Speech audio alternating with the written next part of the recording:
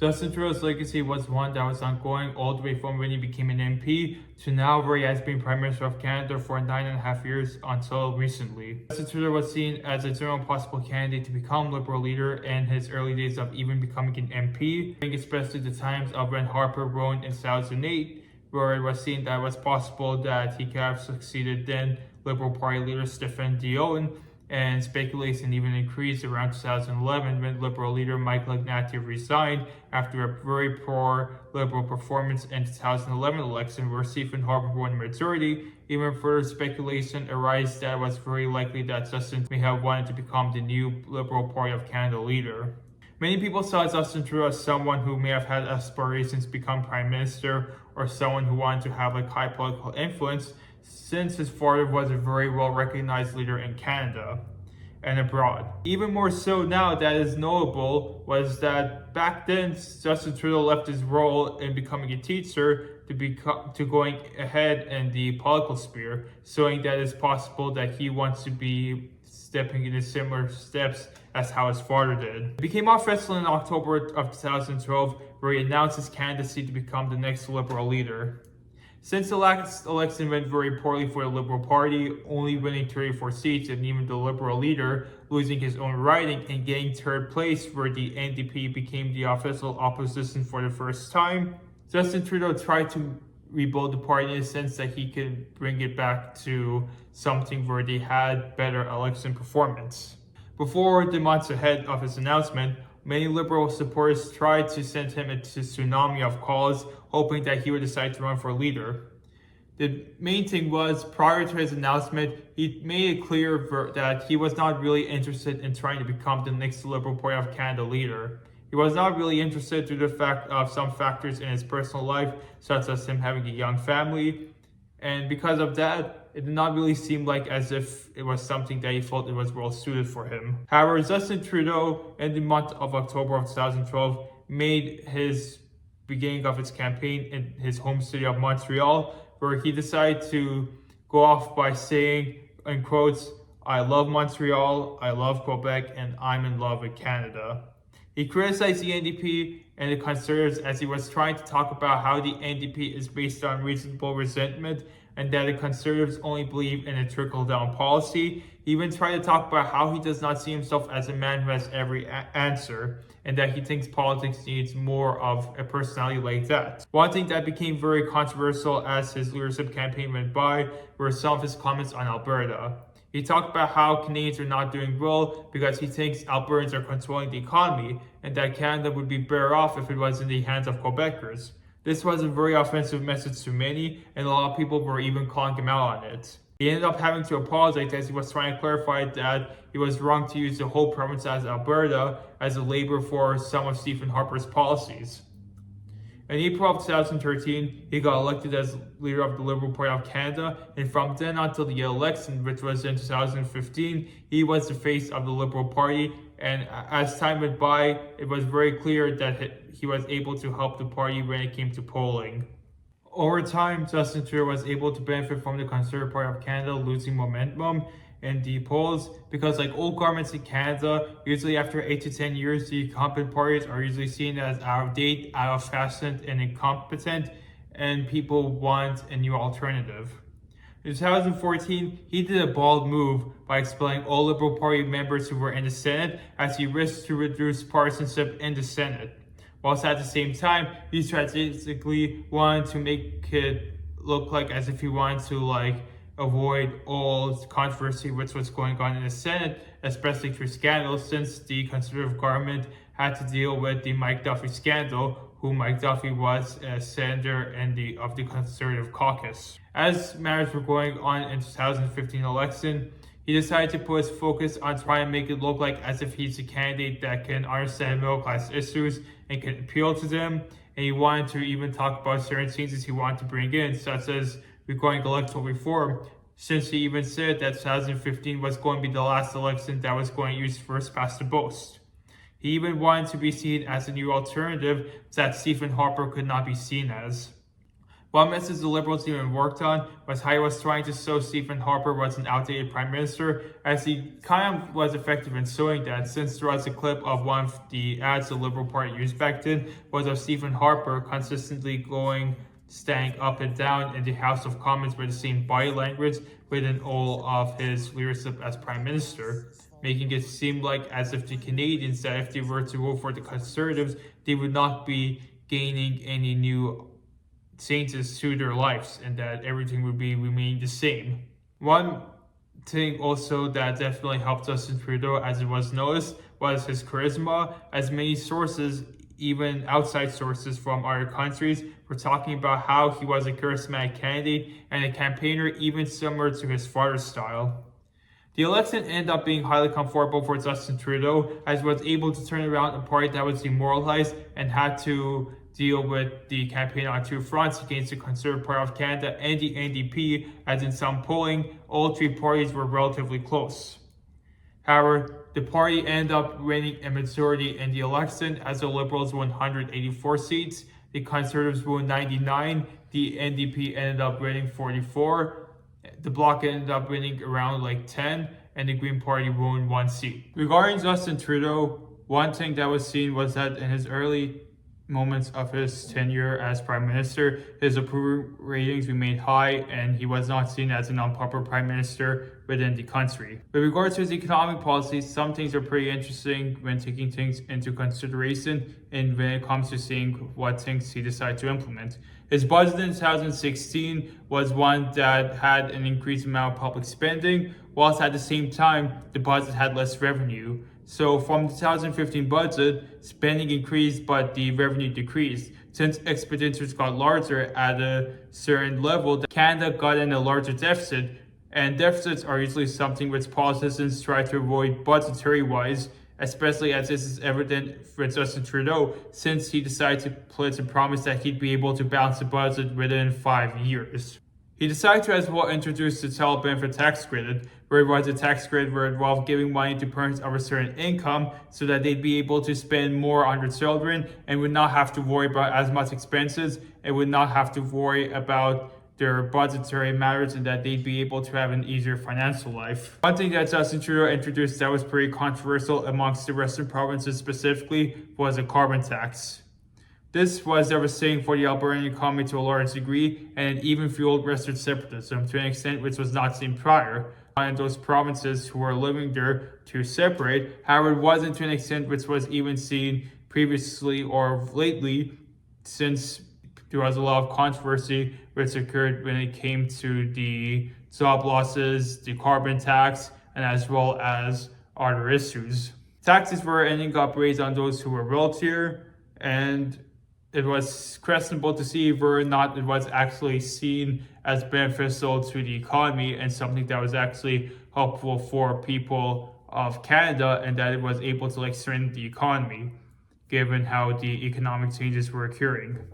There was even controversy over NAFTA within the United States and free trade, since Donald Trump decided to put tariffs on Canadian steel on 25% and aluminum 10% briefly.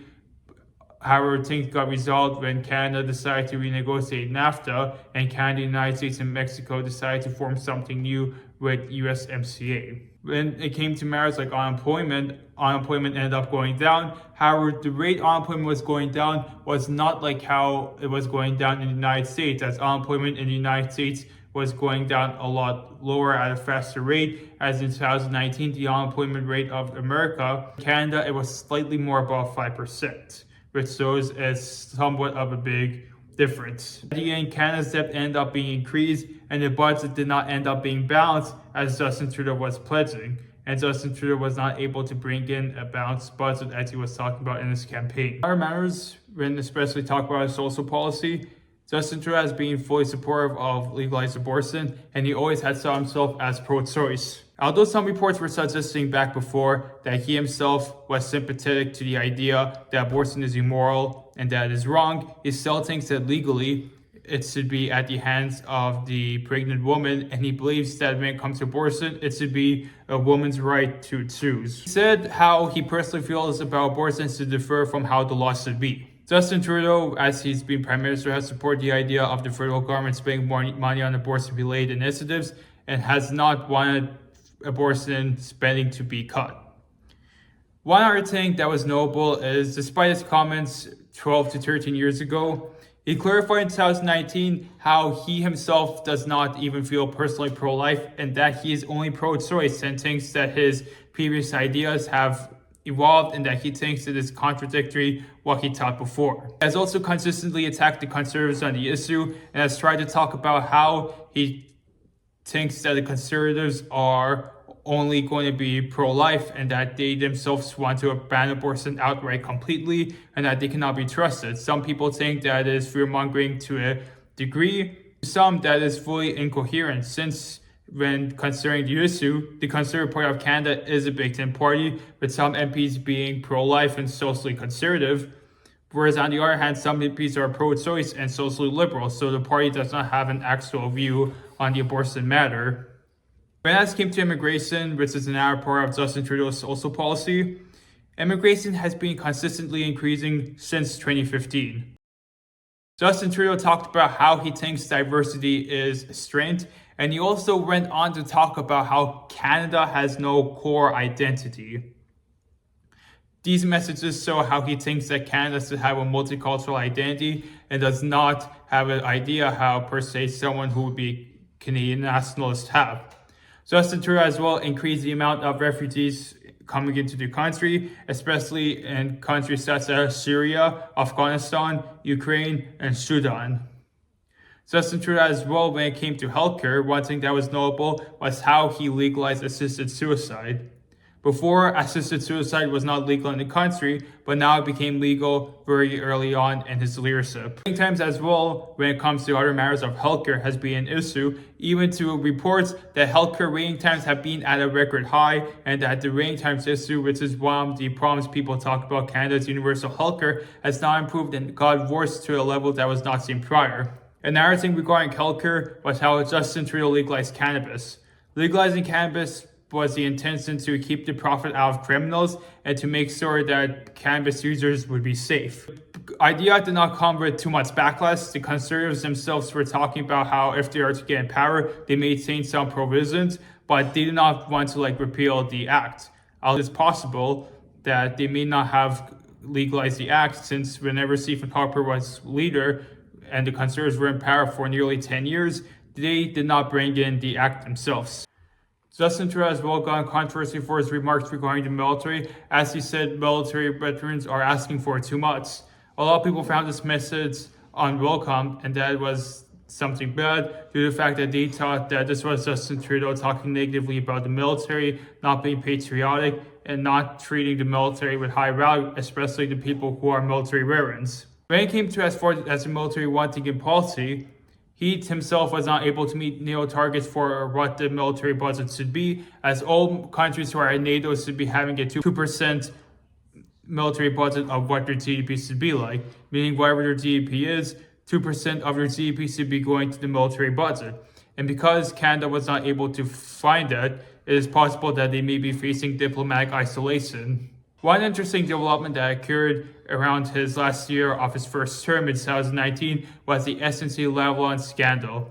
SNC-Lavalin is a Quebec-based company that got involved in some criminal case which involved lobbying Libyan officials, and this case got brought back to Canada. The federal government was trying to investigate to see to what degree should SNC-Lavalin be considered guilty in terms of what SNC-Lavalin should be accountable for.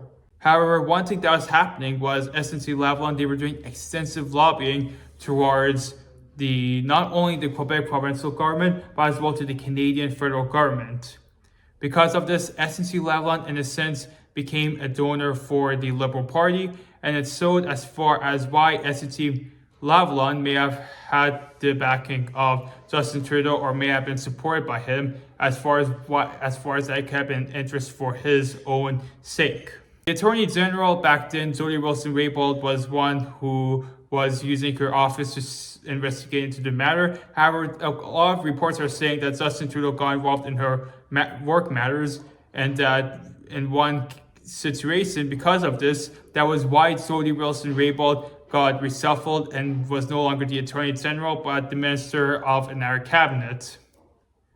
As far as when the scandal came out, Zoe Wilson-Raybould resigned from cabinet, and so did another minister resigned with her, Jane Fulford, who was very close to Justin Trudeau, to stand in solidarity with Zoe Wilson-Raybould. A lot of people thought that Zoe Wilson-Raybould deserved justice and what Trudeau did was wrong, and polls started to change for the Liberal Party in support, and the Conservatives, even in some polls, were gaining much more ahead as the months were developing. The opposites impressed him, as Andrew Scheer, leader of the Conservative Party, as well as Douglas Singh, leader of the NDP, and Elizabeth May, leader of the Greens, as well thought that Justin Trudeau needs to have some accountability and what Justin Trudeau was wrong. Andrew Scheer even said Justin Trudeau needs to resign and that he's unfit to be leader of the country. And even some comments from him were labeled as libel to Justin Trudeau, and even there are some matters regarding in terms of how it should be resolved in court and Justin Trudeau's perspective. Due to the dissatisfaction of Justin Trudeau, his polling changed for the worse, and the polling numbers he was experiencing in early 2019 were not like the polling numbers he had in late 2018, and the election seemed very different as the months were developing. However, one thing is that although the dust was able to settle, one thing that was still clear was how it was not going to be a smooth election and an easy election for Justin Trudeau in the election that was about to come. Justin Trudeau ended up winning the 2019 election, although it was much more narrowly compared to the previous election of 2015. This election he won was no longer a majority government, and he was now in a minority government, where he now needed to rely on any of the opposition parties for pretty much like any backing or support if he wanted to get anything done legislation-wise. Early on in his term, a lot of it got clouded on by the COVID-19 pandemic, and it was something that was going worldwide. He did not stop flights from China and a lot of countries with high prevalence of COVID directly. Another thing that also happened with regards to COVID and his leadership domestically was how the economy took a massive hit and how there was a huge surge in unemployment. In around of May of 2020, Canada's unemployment was over 13%. The way how the Liberal government decided to consider the economic implications for how things should be dealt with was through CERB. CERB was how Canadians were getting by when it came to the COVID-19, if their jobs were affected by the pandemic, if they needed economic relief, and what have you. However, CERB had to be repaid eventually. The vaccine ended up being mandated federally, and that if people wanted to go ahead and do certain things, or if they were in certain positions, they needed to have taken the vaccine. Another thing that as well was an important part of Trudeau's years after 2019 was the Reed 30 scandal. The federal government administered a contract to Reed which costed $912 million. However, one thing that occurred was Reed 30 paid Justin Trudeau $425,000 in expenses. Reed 30 did not even just have close relationships with Justin Trudeau, but he also had close relationships with Bill Morneau. Bill Morneau was a Minister of Finance in Justin Trudeau's government and was one of the most important ministers surrounded by Justin Trudeau. Skepticism pretty much rose as far as why Reed was the organization that was chosen in the grant and why other charities, why other organizations were not considered who were similar in terms of competence, could have maybe been better or around the same level, but instead we had to be chosen. The situation got more controversial. Bill Morneau ended up resigning from cabinet, his role in Minister of Finance, resigned as an MP, and he was no longer going to have a role in any political influence within the country. Trudeau did not resign from Prime Minister, but he did prorogue Parliament, and this was seen strange as far as why he decided to prorogue Parliament, because before he became Prime Minister, he made it clear that he's not a fan of the idea of proroguing Parliament. He even went on a rally when Stephen Harper was Prime Minister, which was against the idea of proroguing Parliament. He was anti-prorogue. Deficits were another major issue regarding Justin Trudeau's term, as when the budgets came out, the deficits got a lot larger and debt started to get in a record high that was nowhere even close to being imaginable previously. Some people saw this as fiscally irresponsible and kept on leading to more worse impacts if for what the economy could end up going like. The trucker convoy was as well another major important event. It was a protest that occurred in February 2022 by truckers who wanted to protest the vaccine mandate, which is linked to the mandatory vaccinations which had been occurring.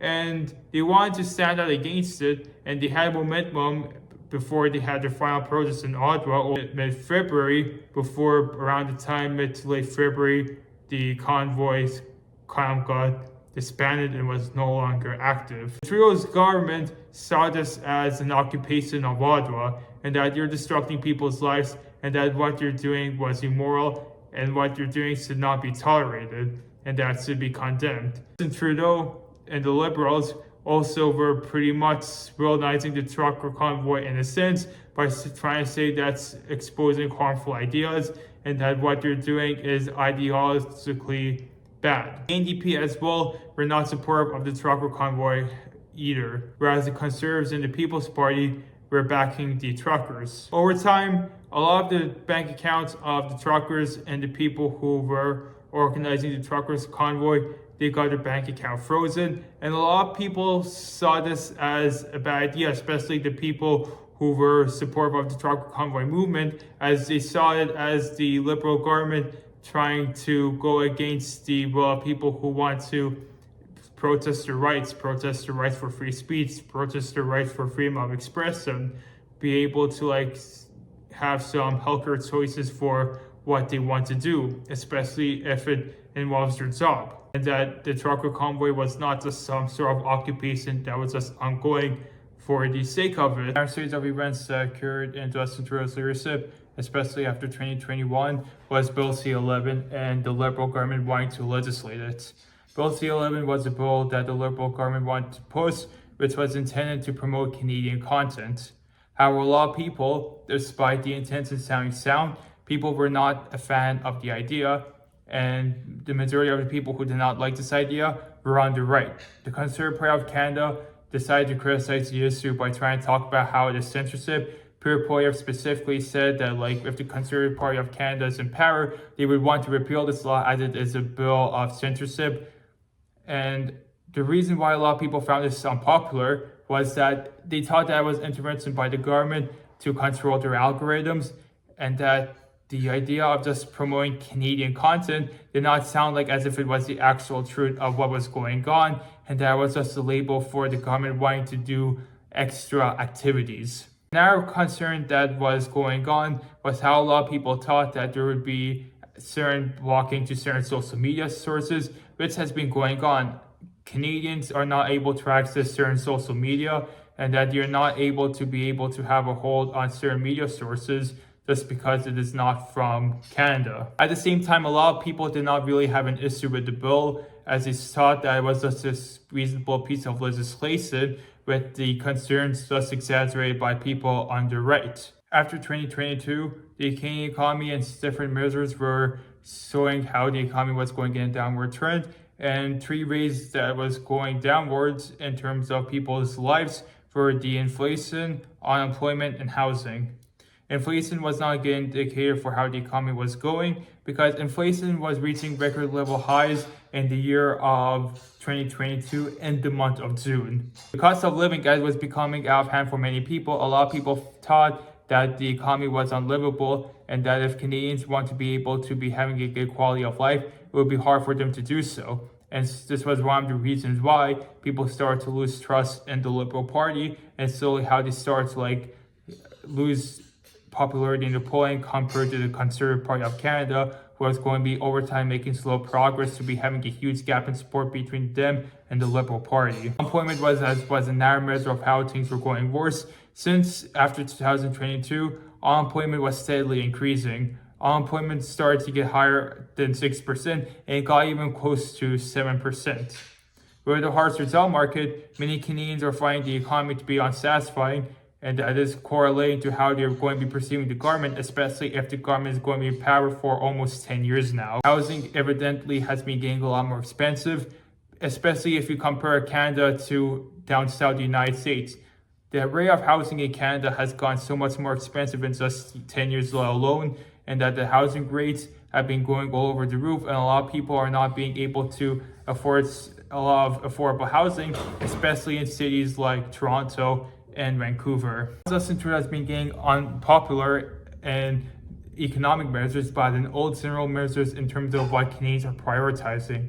If you look in terms of polling, in terms of the things that Canadians prioritize and that Canadians want in terms of for a better life and in terms of for better results, they think that the federal government and that the leadership under Justin Trudeau has been not delivering that, and that they do not think that if the Liberal government is going to be elected and if the Liberals are going to be elected, it would be best for their own interests in terms of for their own livelihood, and that the Conservatives should be given a chance.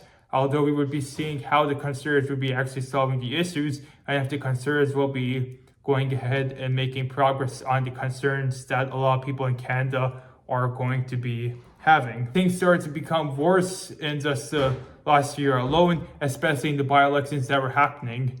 In 3 different by-elections, one in Toronto and Toronto St. Paul, and the Vancouver, BC area, and in Montreal, safe Liberal ridings ended up being flipped. The final straw for all of this was in December, when the Liberal government was trying to negotiate with Donald Trump to make sure that when Donald Trump gets into power, tariffs will not be placed.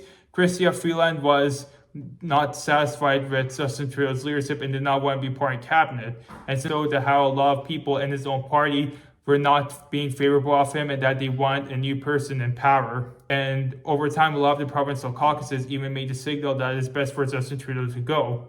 Eventually, Justin Trudeau made the final decision on January 6th that he's going to be resigning as Prime Minister, and that a Liberal leadership race will be coming in.